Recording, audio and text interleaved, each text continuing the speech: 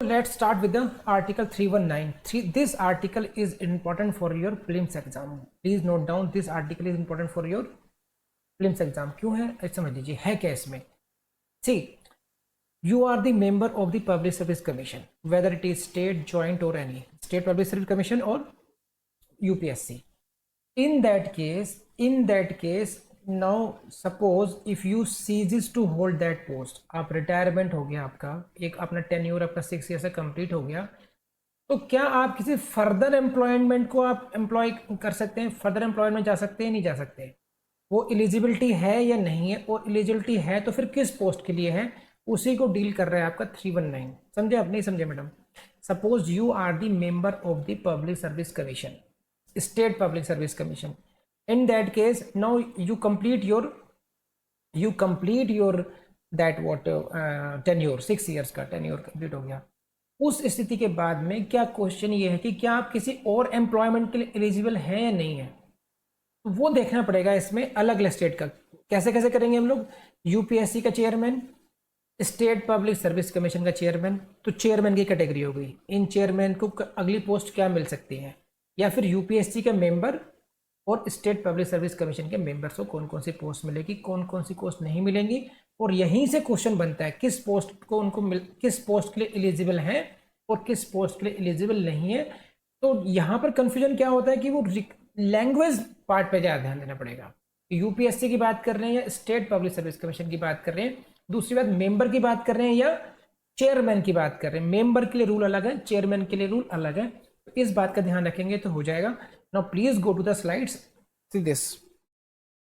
This is Article 315 prohibition as to the holding of office by members of commission on ceasing to be such members. Please come to the direct language. This is on ceasing to hold office. On ceasing to hold office means जब आपने उस पद का त्याग कर दिया, जब उस पद से आप हट गए हैं, तब क्या होगा.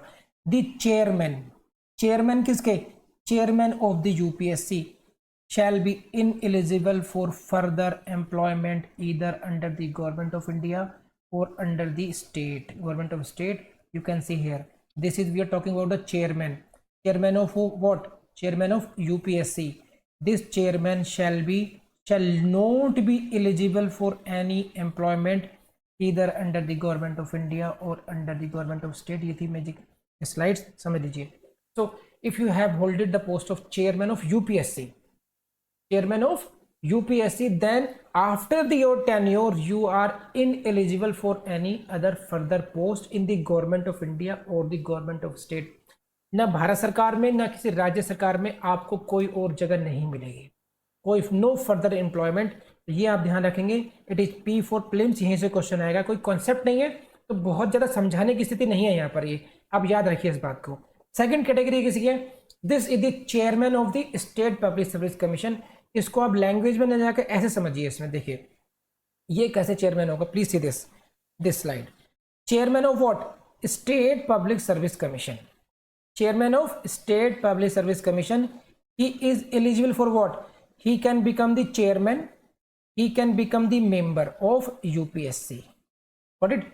या ये फर्स्ट पोस्ट, सेकंड पोस्ट, और ही can become the chairman of any other PSC.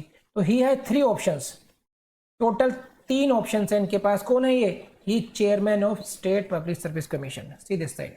तो if you are the state public service commission, suppose you are the chairman of state public service commission of UP, Uttar Pradesh का जो लोक सेवा आयोग है, आप उसके अध्यक्ष हैं. तो आपके पास 3 ऑप्शंस हैं. आप क्या हो सकता है, आप किसी अन्य स्टेट के चेयरमैन बन जाइए, आप बिहार चले जाइए और बिहार का जो पब्लिक सर्विस कमीशन है उसके आप अध्यक्ष बन जाइए. यह हुआ एक ऑप्शन आपके पास. या फिर आप सेंटर में चले जाइए, यूनियन में चले जाइए, यूनियन में आप सदस्य बन सकते हैं यूपीएससी का, या सीधा से आप चेयरमैन भी बन सकते हैं यूपीएससी के. तो 3 ऑप्शन हो गए. Chairman of the state public service commission, number 2 chairman of the UPSC, number 3 member of the UPSC. ये हुए. आप कौन थे, आप थे चेयरमैन. चेयरमैन कहाँ के थे, किसी राज्य लोक सेवा आयोग के अध्यक्ष से आप. ये now come to third category. ये क्या है, इसको देख लीजिए आप. He is the member of what, UPSC. Member other than chairman. Chairman की हम बात कर चुके हैं पहले, अभी सबसे पहले he is eligible for what? Number one, he can become the chairman of UPSC or he can become the chairman of State Public Service Commission.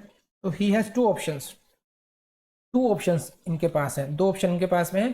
तो अगर आप किसके लोकसभा आयोग, संघ लोक सेवा आयोग यानी कि यूनियन पब्लिक सर्विस कमीशन के अगर आप सदस्य हैं, आप चेयरमैन नहीं है, you are the member other than the chairman, तो what are the options for you? You can become the chairman of the UPSC, but natural है, आपका प्रमोशन हो गया। या फिर आप केंद्र से राज्य में चले जाएंगे, आप राज्य में जाएंगे तो आप चेयरमैन की हैसियत से जाएंगे, ना कि उसके सदस्य बनेंगे। आपका डिमोशन तो हो रही ना, इक्वलेंट उस पर जा रहे हैं आप, chairman of public service commission. यहां पर क्या थे आप? यूपीएससी के मेंबर थे आप, वहां पे क्या जा रहे हैं? बिहार के चेयरमैन होके जा रहे हैं। तो संघ लोकसभा आयोग के सदस्य कहां जा रहे हैं? बिहार। लेकिन बिहार में क्या बनेंगे?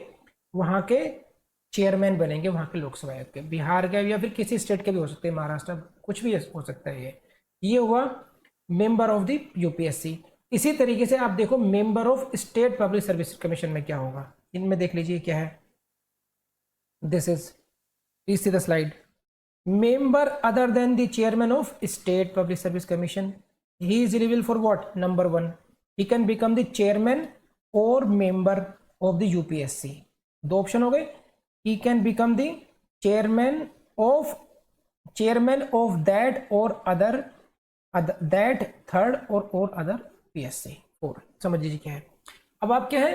You are the member. Member किसके हैं आप? मेंबर हैं किसी राज्य लोक सेवा आयोग। You are the member of a state public service commission. तो what are the options? Number one, suppose you are posted in the Punjab public service commission, now you can become the chairman of the Punjab itself. One option ये रहा first, ये chairman of that PSC. और you can be transferred to other now, chairman of UP public service commission. Two option, दूसरा हो गया ये। Otherwise if you can be send to the UPSC, in the UPSC you can become chairman और you can become the member. तो इसमें आपने करना क्या है? You should make a tabular notes बना लीजिए आप लोग, वो आप, ताकि आप कंफ्यूज ना हो कि कौन सा मेंबर कौन सा चेयरमैन कहाँ पे क्या क्या अपॉइंट हो सकता है, ये आपको खुद करना होगा। इन स्लाइड्स को देख लीजिए एक बार, बस आप इससे समझ जाएंगे। It in case of UPSC, who is the chairman? यह चेयरमैन साहब, he is not eligible for any post. This is the first question in your plus P1, लिखता हूँ मैं इसको P1। In case of state public service commission, chairman, he can become what? Chairman of UPSC और chairman of other state, और ही can become the member of UPSC. तो chairman of UPSC, member of UPSC 2, and number 3 member of UPSC. Chairman of UPSC बन सकते हैं और chairman of किसी other state के बन सकते हैं। तीन ऑप्शंस हो गए इनके पास। यूपीएससी में जाएंगे तो चेयरमैन की हैसियत जा सकते हैं, यूपीएससी में जाएंगे मेंबर की हैसियत जा सकते हैं, या फिर किसी अन्य राज्य में जाएंगे तो वहां पर भी चेयरमैन बन सकते हैं वो। अगला क्या है? मेंबर के बारे में। ये क्या? Member other than the chairman की बात कर रहे हैं। इन केस ऑफ यूपीएससी क्या होगा? He is eligible to become the chairman of UPSC और the state PSC. In case of public service commission of state, इसकी बात कर रहे हैं member other than the chairman, he can become this again chairman of UPSC, he can become chairman of state public service commission, and he can become the chairman of the other state PSC as well. तो इसमें देखिए मैं बहुत समझा नहीं रहा हूँ, केवल आपको मुझे ये बताना था कैसे कैसे क्वेश्चन यहाँ से आ सकते हैं। कुछ समझाने वाला है भी नहीं इसमें। टेबुलर नोट्स बनाइए, इनको समझ के जो मैंने समझाया है उसको बढ़ के आगे बढ़िए। तो दोस्तों ये वीडियो आपने देख लिया। अभी तक के जितने वीडियोस आपने देखे हैं, जितनी क्लासेस आपने की हैं, उनको रिवीजन करना मत भूलिएगा। और यूट्यूब की जो लिमिटेशंस हैं उनको हमने और मेकओवर करने की कोशिश की है हमारी अपनी वेबसाइट से।